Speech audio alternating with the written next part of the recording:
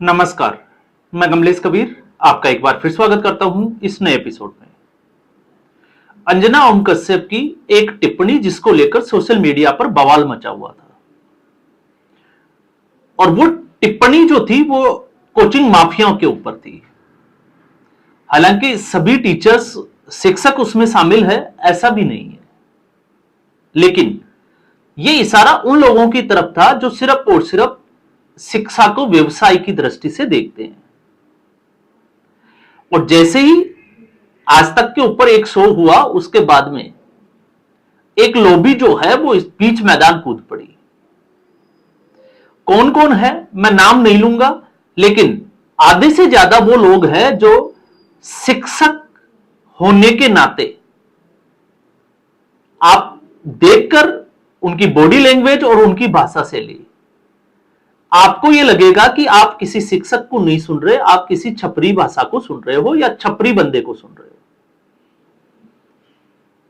और आप देखिए विडंबना कि 2 दिन भी नहीं गुजरे उससे पहले एक बहुत बड़े टपोरी या छपरी जो है वो एक्सपोज भी हो गया। मैं बात कर रहा हूं खान सर की, फैजल खान। जिस तरीके से सोशल मीडिया पर, क्योंकि आजकल एक ट्रेंड लगा हुआ है कि सोशल मीडिया पर जिसके ज्यादा व्यूवर्स है, ज्यादा सब्सक्राइबर है, वो इस दुनिया में, इस देश का जो है वो स्टार है। चाहे उसको राजनीति का या फिर किसी दूसरी चीजों का कैखे भी पता नहीं हो, लेकिन वो जिस तरीके से ज्ञान देते हैं, आपको सुनकर जो है वो अचंभा लगेगा कि उनके सामने बड़े बड़े राजनेता तक फेल हो जाते हैं।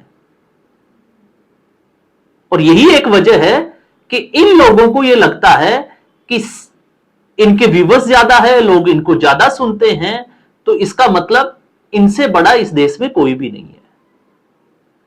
और यही एक वजह थी जो इस विवाद का कारण बनी।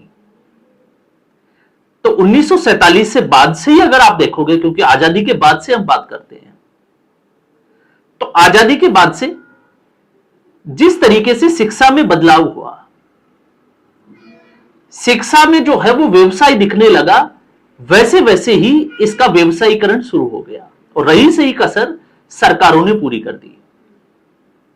अब ऐसी स्थिति में ऐसे लोग जो अपने को बड़ा दिखाने के चक्कर में और दूसरों को छोटा दिखाने के चक्कर में कुछ इस तरीके की गलतियां कर बैठते,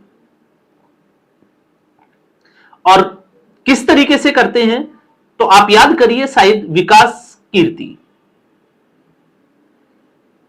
कीर्ति से मुझे लगता है कि उससे बड़ा नाम ही शाहिद कोई इस शिक्षा जगत में भारत में होगा। अवध ओझा की भी हमने पहले बात की थी, लेकिन उसके ऊपर 3 लाख रुपए का जुर्माना क्यों लगा? इसलिए लगा कि किस तरीके से ये इंस्टीट्यूट मॉक इंटरव्यू के बहाने, टेस्ट के बहाने इस तरीके से डेटा कलेक्ट करते हैं और फिर उस डेटा के ऊपर नजर रखते हैं कि अगर उसमें से कोई कैंडिडेट, कोई अभ्यर्थी जो है वो पास होता है तो उसके अपने इंस्टीट्यूट के बाहर उसकी फोटो लिखा देते हैं और ये बताने का प्रयास करते हैं कि हमारे इंस्टीट्यूट का रिजल्ट ये है, और फिर दूसरे स्टूडेंट्स को आकर्षित करते हैं। तो कल तक जो खान सर यह दावा करता था कि उनके इंस्टीट्यूट के बाहर 8 से 10 राउंड फायरिंग हुई है, और कम से कम 10 राउंड की फायरिंग तो उन्होंने अपनी आंखों से देखी है, एक दिन भी नहीं बीता, यू टर्न मार गए। आज वो ना तो फायरिंग की बात जो है वो अपनी शिकायत में करते हुए दिखाई देते हैं, ना अपने बयानों में करते हुए दिखाई देते हैं। और मामला थोड़े दिनों में, आप इंतजार करिए, 2 से 4 दिन का जो बादल है वो छटते चले जाएंगे। और क्यों छटेंगे? क्योंकि जिस कोचिंग इंस्टीट्यूट के साथ में इनकी प्रतिस्पर्धा थी, ज्ञान बिंदु कोचिंग सेंटर, उसके डायरेक्टर रोशन आनंद को गिरफ्तार कर लिया गया और साथ में उन 3 लोगों को गिरफ्तार किया गया है जिनके ऊपर शक है।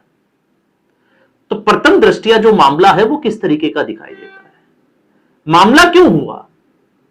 मामला इसलिए हुआ क्योंकि 19,300 कुछ अभ्यर्थियों का एक परिणाम आता है, पुलिस का एक भर्ती हुई, उसका परिणाम आता है, और खान सर तुरंत जो है वो दावा करते हैं कि 22,000 बच्चे जो है वो उनके वहां जुट गए।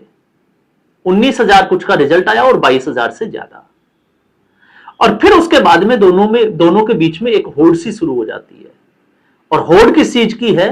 होड़ इस चीज की है, ज्ञान बिंदु की तरफ से अगर आप देखोगे तो उनका मानना यह है, कहना यह है कि खान ने जो है उनके स्टूडेंट्स का नाम इस्तेमाल किया, कुछ बच्चों को बुलाया, और यही आरोप जो है वो उस तरफ से भी लगाए जा रहे हैं।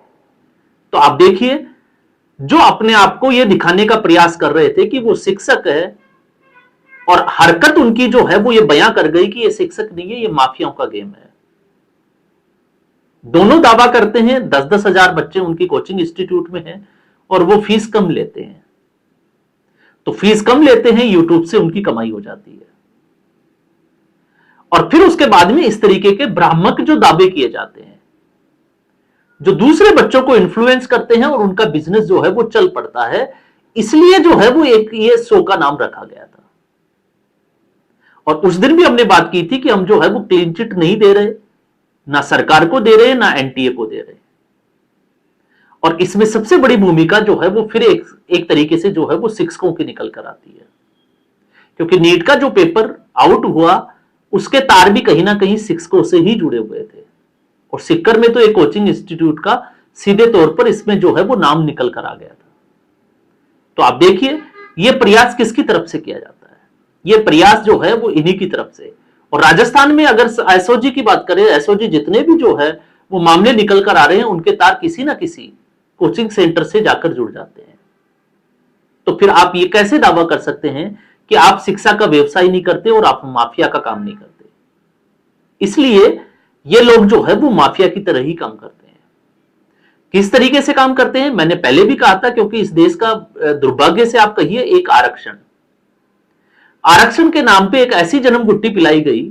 और आरक्षण को समझना है तो आप इससे ऐसे भी समझ सकते हैं कि एक जनरल कैटेगरी का स्टूडेंट जो है वो 80% से के आसपास मार्क्स लाकर भी उसका सिलेक्शन नहीं होता है, लेकिन दूसरी तरफ जिनको आरक्षण मिला हुआ है 40% वाला स्टूडेंट भी जो है वो क्वालिफाई कर जाता है। और यही एक वजह है कि जब ये बच्चे जाते हैं तो इन बच्चों को सपने दिखाए जाते हैं। कोई इंस्टीट्यूट ये नहीं कहता कि आपका बच्चा जो है वो नीट के लिए एलिजिबल नहीं है, वो नहीं कर सकता। कोई ये नहीं कहेगा कि आपका बच्चा जो है वो जेई नहीं कर सकता। सब कहेंगे, जिस दिन आप एडमिशन लेने जाओगे वो कहेंगे कि आपका बच्चा बहुत इंटेलिजेंट है और 101% जो है वो इसका रिजल्ट पॉजिटिव आएगा, बस आप जो है वो डेस्क पर जाइए और 1.5 लाख रुपए जमा करा दीजिए।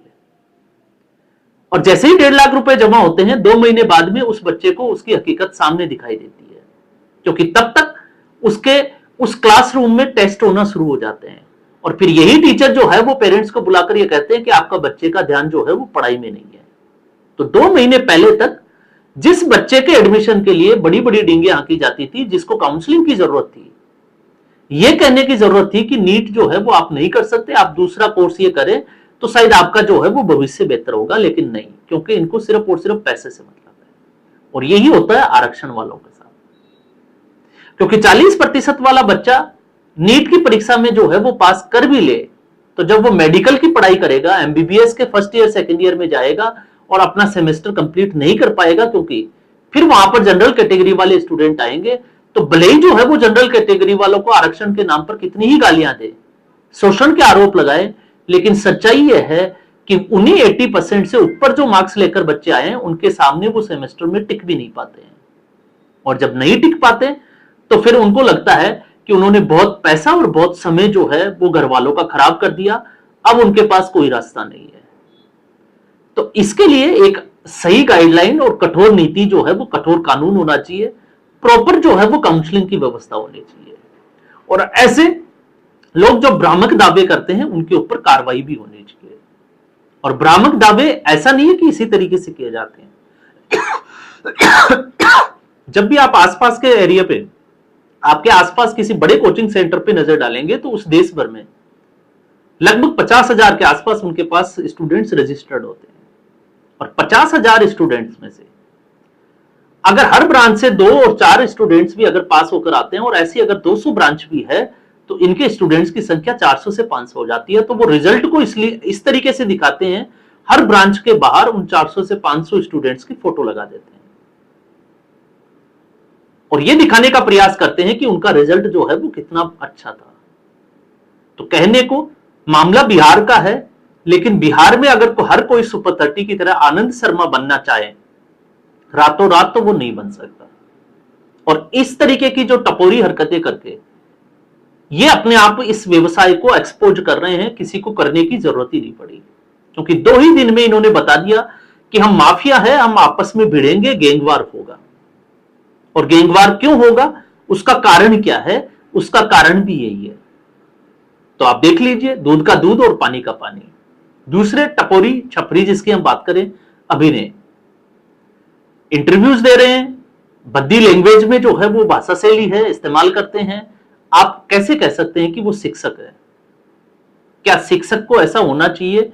क्योंकि न्यूज एंकर, आप मान लेते हैं कि टीआरपी के लिए न्यूज एंकर जो है वो इस तरीके से करते हैं, लेकिन जब आपका नाम नहीं लिया तो आप उसको काउंटर करने के लिए क्यों कूद पड़े?